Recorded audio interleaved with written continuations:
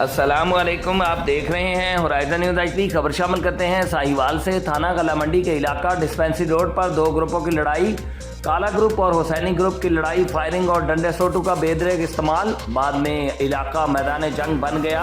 असला से लेस दोनों ग्रुप आमने सामने हो गए। गली में खेलते रहनी परी, जिसका नाम तैयबा बताया जाता है, जान से हाथ धो बैठी, जिसकी उम्र 8 साल थी। गटर के तनाजे पर इस मासूम का कत्लेआम हुआ। वालिदैन कहते हैं कि हमारी बेटी का क्या कसूर था, हमारी परी का क्या कसूर था। तैयबा को फायर लगने के फौरन बाद अस्पताल ले जाया गया, लेकिन वो रास्ते में दम तोड़ गई। Report Rauf Shahzad Jat, divisional bureau chief Sahiwal, Horizon News HD, Pakistan.